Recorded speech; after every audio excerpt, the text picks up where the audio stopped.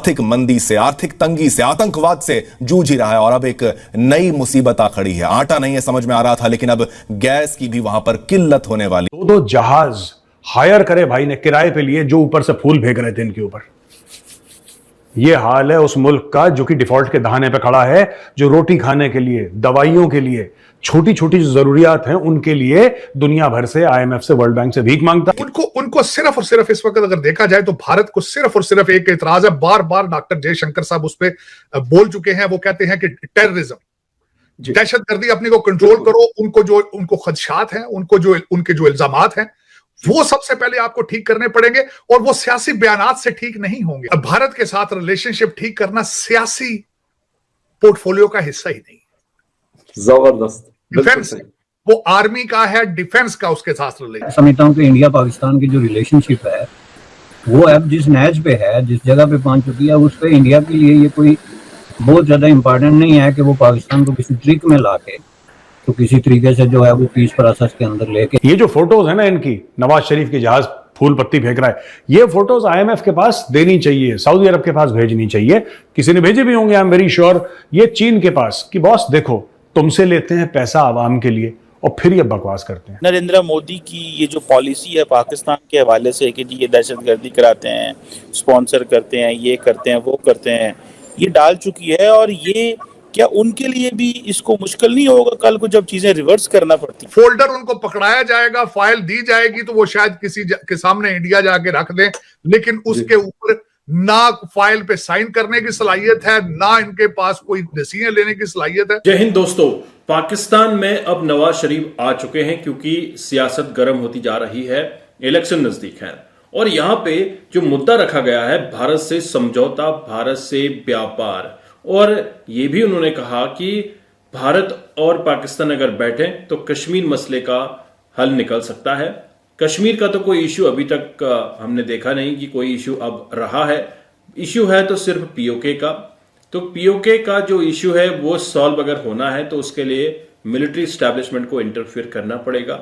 नवाज शरीफ के पोर्टफोलियो से कहीं बढ़ के ये मामला है, लेकिन मिलिट्री नहीं चाहेगी कि भारत और पाकिस्तान के बीच POK को लेके समझौता हो। इस वीडियो में देखिएगा कि एक्सपर्ट्स की क्या राय है।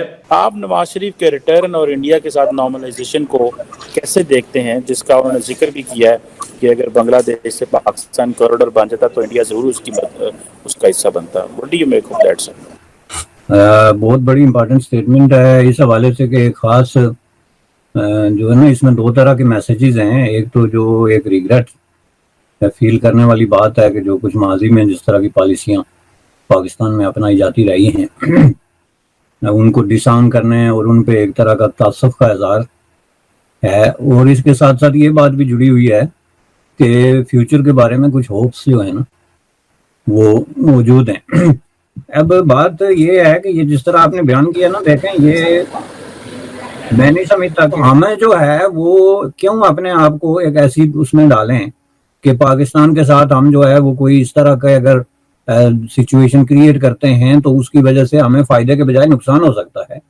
क्योंकि ये जो बात आपने की दहशतगर्दी वाली, वो ये समझते हैं कि ये तो सारे जो है लोग जो हैं वो तो दहशतगर्दी के ख्वाब में मुब्तला हैं और जो ही उनको मौका मिलेगा, बॉर्डर्स खुलेंगे या वीजे खुलेंगे या उनके यहाँ ओपनली आने जाने के सिलसिले शुरू होंगे तो हम तो बहुत बड़े रिस्क पे चले जाएंगे। ये एक नैरेटिव है जो बहुत ज्यादा मजबूत है और सोसाइटी के खास सेगमेंट में इसने अपनी जगह बना ली है, इसमें कोई शक नहीं है। मुझे जहां तक याद पड़ता है 10 साल पहले ये इस तरह का नैरेटिव नहीं था और ये रिसेंटली क्रिएट किया गया और इसको जो है वो बड़े जबरदस्त तरीके से जो है वो पजीराई मिली। जिनको तूने इसको क्रिएट किया उनको इसमें फायदा है क्योंकि उनके जो वोट बैंक है और पॉपुलैरिटी का ग्राफ है वो इस तरह की चीजों से बढ़ता है। इंडिया में अमन, पाकिस्तान से अमन की बात करने से आपके वोट बैंक में कोई रेडिकली ड्रास्टिकली कोई इजाफा नहीं होता है, बल्कि इस तरह की जब आप बात करेंगे तो उससे पर जो है वो आपके इर्द गिर्द मजीद जो है वो 10-20 हज़ार वोटर जो हैं वो जमा होते हैं, जो इंडिया के बारे में कंसर्न हैं या ओवर सेंसिटिव हैं या वो समझते हैं कि उनका जो है वो इसमें कोई तशवीश है उनको। तो इस हिसाब से अगर मैं देखूं तो ये एक बहुत बड़ी एक जो है वो नैरेटिव बन गया, इसकी जगह है इंडियन सोसाइटी के अंदर और इसको खत्म करने के लिए अब ये बात नहीं कि ये कोई बहुत लंबे अरसे की जरूरत है कि मैं भारत के साथ रिलेशनशिप ठीक करूंगा। उस पे मैं बोलना चाहूंगा कि इनके भाई ने अपने 18 महीने की गवर्नमेंट के अंदर इन्होंने न्यू दिल्ली अपने हाई कमीशन के ऑफिस में ट्रेड काउंसिल ट्रेड अटाची भेजा था, लेकिन $1 की ट्रेड नहीं हुई। और दूसरा मैं समझता हूं कि जो भारत के साथ रिलेशनशिप ठीक करना सियासी पोर्टफोलियो का हिस्सा ही नहीं। जबरदस्त। डिफेंस वो आर्मी का है, डिफेंस का उसके साथ रिलेशन। हाँ, अगर मियां साहब ने सिर्फ वहां फेस दिखाना है, फोल्डर उनको पकड़ाया जाएगा, फाइल दी जाएगी तो वो शायद किसी के सामने इंडिया जाके रख दें, लेकिन उसके ऊपर ना फाइल पे साइन करने की सलाहियत है, ना इनके पास कोई डिसीजन लेने की सलाहियत है। और जिस तरीके से एक हाइब्रिड सिस्टम मौजूद था पहले, बदनसीबी पाकिस्तान की ये है कि ये सियासतदान भाग कर जाकर पाकिस्तान वैसे ही वो कहता है कि हमने बात किससे करनी है, आर्मी चीफ से बात करेंगे, प्राइम मिनिस्टर से बात करेंगे, फॉरेन मिनिस्टर से बात करेंगे, या किससे बात करेंगे। वो कहते पहले हमें बंदा तो बताएं। मोदी साहब ने 2-3 दफा अपनी तकरीरों में ये बात कही है, तो सर अब आगे वो क्या ट्रस्ट करेंगे हमसे ताल्लुकात के लिए। उनको सिर्फ और सिर्फ इस वक्त अगर देखा जाए तो भारत को सिर्फ और सिर्फ एक इतराज है। बार बार डॉक्टर जयशंकर साहब उस पर बोल चुके हैं। वो कहते हैं कि टेररिज्म, दहशतगर्दी अपनी को कंट्रोल करो। उनको खदशात हैं, उनके जो इल्जामात हैं, वो सबसे पहले आपको ठीक करने पड़ेंगे, और वो सियासी बयानात से ठीक नहीं होंगे। वो आपकी एजेंसियां जो आपके फाइलें बनाने में मसरूफ हैं, उनको उनके साथ बैठना होगा, बताना होगा कि आपको जो इतराजात हैं, आपके पास जो सबूत मौजूद हैं, हम अपने आप को किस तरीके से क्लैरिफाई करें। वो उसका सियासी हल है ही नहीं, वो रिलेशनशिप को ठीक करना। दहशतगर्दी सियासतदान थोड़ी सपोर्ट करते हैं। बिल्कुल बिल्कुल। या तो कहे ना कि नवाज शरीफ साहब जो है लश्कर तैयबा की तरबियत ये कर रहे हैं, वो तो नहीं कर रहे। उनका क्या, वो तो 4 साल वहां रहे हैं, मौज मेला करते रहे हैं अपना। मैं जो एक्सपेक्ट कर रहा था कि मियां साहब 4 साल वहां रहे हैं तो शायद कुछ सीख के आए हों कि ऋषि सोनक या दूसरे जो कौम है वो अपनी कौम को, अब ऋषि सोनक मुसलसल अपनी कौम को कहता है कि मैथ और इंग्लिश पढ़ो।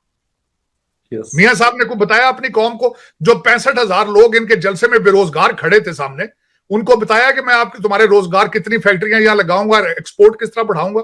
एक लफ्ज नहीं उन्होंने कहा। मैं जाती तौर पे मैं क्यों उन लोगों को बेरोजगार कह रहा हूं, दुख हुआ दूसरा जलसा देख के मुझे। और इसी तरीके से पहले इमरान खान का, इतनी तादाद में लोग फारग हैं क्या कि 2-2 दिन से चले हैं, कराची से भी क्वेटे। यार कोई रोजगार ही नहीं है, कोई काम इनको कोई नहीं। मैं हैरान हूं। मैं अमेरिका में यहां 35-36 साल से रह रहा हूं, और आज भी मैं अपनी इस एज के हिस्से में मैं 70 घंटे काम करता हूं हफ्ते में। तो ये लोगों के पास और कोई काम ही नहीं कि बिरयानी की एक प्लेट खाने के लिए तुम सफर करके आ जाते हो। हाँ, एक और बात यहाँ पे बताना चाहूंगा, जन्नत की टिकटें भी सर बांट रहे थे वैसे 1 to 5 देने की बातें।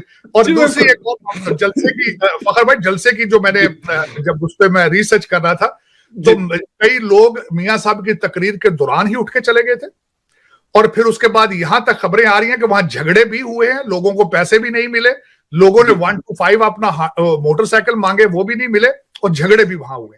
लेकिन मेरे ख्याल में पाकिस्तान का हल जो है वो ये सियासी हल नहीं है। दोस्तों, जब हम बात करते हैं पाकिस्तान की, तो कहा जाता है कि पाकिस्तान बहुत गरीब मुल्क है, आईएमएफ से लोन लेकर अपने देश के आवाम का भरण पोषण कर रहा है। लेकिन उस देश में कोई गरीबी नहीं है, क्योंकि आपने नवाज शरीफ का वेलकम जो ग्रैंड सेरेमनी थी वो देखी, और इसमें हवाई जहाज से, हेलीकॉप्टर से फूल बरसाए गए नवाज शरीफ के ऊपर, क्योंकि नवाज शरीफ 4 साल बाद जो उनको निर्वासित किया गया था, वापस लौट के अपने वतन पाकिस्तान आए हैं। और ये निर्वासित क्यों किए गए? कहा जाता है कि भारत पाकिस्तान के बीच दोस्ती कराने में और कश्मीर मसले में इनका इंटरफेरेंस बहुत हो चुका था, जिसके चलते आर्मी ने इन्हें निर्वासित कर दिया था।